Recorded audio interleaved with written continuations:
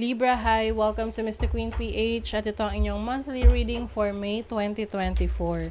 This is a general reading. Just take what resonates. Watch your Sun, Moon, Rising, Venus for other messages. And thank you sa lahat ng mga sumusuporta dito sa ating channel.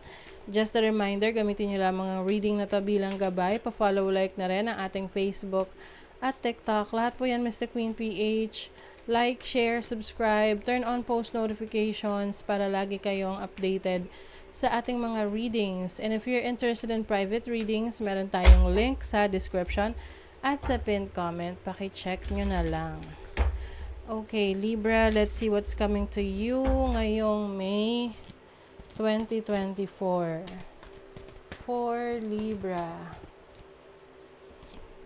True love come to me. So, yung iba sa inyo nagmamanifest ng romantic partner or may-aring makakahanap kayo or makakakilala kayo ng inyong true love.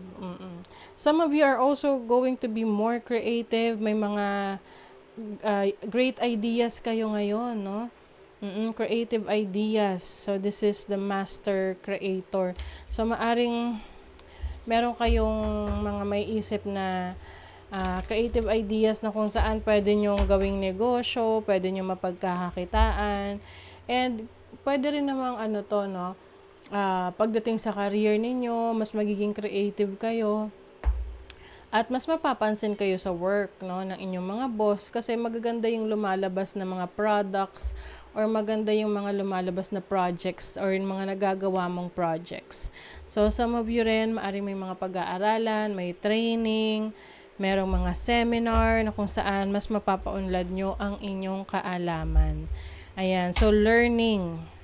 Marami kayong pag-aaralan. Maaring may i-improve pa kayo sa inyong sarili, sa career ninyo, yung iba mga short courses. Ayan, maraming ino-offer na ngayon online eh. You can learn also free from YouTube University, 'di ba? Maraming mga nagshi-share ng kanilang expertise, ng kanilang experiences, ng knowledge, no, online. So you can also benefit from that. So let's see your overall energy, Libra. You have the 10 of Cups. So there's contentment, happiness, lalo na sa family life. Yung kumbaga ang happiness kasi yun yung time na kontento ka sa situation mo. You can be happy at any time of your life, no? So, yung iba sa inyo may pagpapahalaga kayo sa situation nyo, sa mga blessings na natatanggap ninyo. And for some of you, ang focus nyo ngayong buwan ng May ay ang inyong family. Oo. You also have judgment as your challenge. So, may mga pagbabago na nangyayari or mangyayari sa inyo ngayong May na kung saan, sa una, medyo magiging hindi kayo komportable sa pagbabago na yan. But eventually, you will realize na kailangan talagang may magbago, no? Kasi diyan lang tayo nag-grow talaga sa mga changes na yan. And I feel like meron kang bago ring perspective sa buhay, mas nagiging mature enough ka na to handle your situation, the challenges. So your opportunity is the 8 of Pentacles. So maraming opportunity pagdating sa trabaho. Some of you talaga may opportunity for education, learning. So this can be sa mismong institution, like mag-enroll ka sa isang school. Yung iba naman online, yung iba naman self-study. You will do your own research, 'di ba? Para may matutunan ka pang bago. And meron ka ring mga achievement na matatanggap or makukuha ngayong May. Ito yung mga resulta ng mga pinaghirapan mo. Yung iba sa inyo, you have the opportunity to master your abilities, no? To master your skills. So, kumbaga, kahit na may mga bagay na hindi ka alam, pero kung ano yung alam mo, expert ka doon, that is a great value na para sa sarili mo, no? So, your blessing is the 10 of Wands. So, medyo maraming trabaho, marami kang kailangang asikasuhin, maraming responsibilities. But the good thing here is, ito yung sinasabi nila na good problem. Kasi, nakakapagod siya, oo, pero fulfilling siya kasi you will be busy, you will be more productive at the same time. So, okay na yon na kahit busy, productive, marami ka namang resulta na makukuha, no? Oo. So, maari kasing yung iba, meron kayong mga iba pang responsibility, hindi lang sa sarili nyo, pwedeng sa family nyo, sa mga kapatid nyo, sa ibang tao. Kaya medyo nakakapagod. Pero I think at the end of the day, this is going to be a fulfilling time for you. Na ma-realize mo na, ay, buti na lang may magandang naidulot yung mga sacrifices ninyo. So, pagdating sa money, career, finances, kailangan rin daw na lalabas, no? Be one with nature para mag-distress, okay? Kasi lalo na kung maraming ginagawa, too much pressure sa trabaho, sa career.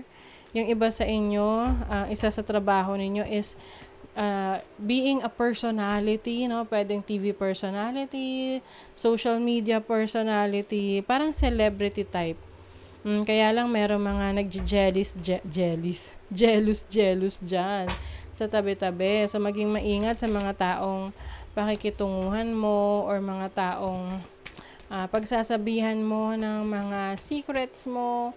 Kasi maaring meron dyan hindi maganda yung intentions towards you. Baka siraan ka lang in the end. So, be careful sa mga pagkakatiwalaan. Lalo na kung ikaw yung parang nagiging masikat, no, sa trabaho, sa business, sa career mo. Minsan hindi talaga maiiwasan na may mga taong naiinggit, yung parang kino-compare nila yung sarili nila sa iyong mga achievements. But ang importante rito is you become humble, and at the same time maingat ka sa mga taong kakasalamuhaan mo. You also have the Page of Cups and the Six of Swords. I think, iiwas ka na lang sa mga issue, sa mga problema around you na alam mong hindi mo naman talaga concern. You will move on and explore other opportunities na kung saan mas magiging productive ka. Kumbaga, iwas ka sa mga chismis, sabi-sabi, ganyan. Minsan kasi yan dyan nagsisimula yan na may maririnig ka na sabi raw ni ganito daw, ganito ka daw, pero ang totoo hindi naman. Tapos biglang makakapagsabi ka ng hindi maganda about that person, tapos yun, gagamitin nyo ng ibang person dun sa isang taong yun. So, magkakagulo-gulo kayo. So, but for you, I feel like you're going to avoid yung mga ganyang bagay at magpo-focus kayo sa mga productive, kapaki-pakinabang na bagay sa career, business, or trabaho nyo. Sa relationship, yung iba, you are in a karmic relationship, no? I think, ito yung tipong kahit na may problema or issue, yung connection mo, minsan hindi mo na siya matakasan sa ngayon or hindi ka makaalis sa ganyan. Lalo na kung parte na siya ng family mo. Let's say, for example, medyo toxic yung partner mo, pero meron kayong anak, no? May mga pagkakataon na kailangan nyo pa rin maging maayos, magturingan sa isa't isa kahit hiwalay na kayo. Dahil syempre may anak na kayo, 'di ba? Yung mga ganon. So, some of you maaring nasa karmic relationship kayo. Maaring ang isa sa nagiging issue or problema ninyo may kinalaman sa paniniwala ng bawat isa. But I feel like you are going to avoid. Parang more on avoidance yung gagawin nyo, Libra. Anything na hindi committal, no? Kumbaga non-committal sa'yo, walang commitment, no? Na gustong ibigay sa'yo, iiwasan mo yan, and you will focus on the things na mas sigurado sa relationship. Tapos kung wala, edi hindi ka magsisettle, kumbaga. Oo. Yung iba kasi sa inyo, maaring merong relationship na naguguluhan ka na kung saan papunta yung connection nyo. Kasi parang walang pinatutunguhan. So, you will choose to be happy. Ayan, merong happiness. Maaring magkakaroon ka ng source of happiness. Siyempre, dahil may good fortune, so may swerte, may good luck para sa inyo ngayong May. You also have victory in some endeavor. Wow. So, some of you, pwedeng ang victory na to may kinalaman sa trabaho, sa business, sa career ninyo, na kung saan, kung ano man yung ginagawa nyo ngayon, as long as you are focused on that, you are doing what you love, this is going to bring happiness and good fortune. So, may blessings para sa inyo. As long as you are doing what you love. May victory eh. So, kung meron kang sasalihang contest, maaring ikaw yung mananalo or maaring mapagtatagumpayan mo yung mga challenges na darating sa'yo. So, yun, victory na rin yun, 'di ba? So, that is your reading, Libra. Thank you so much. Bye!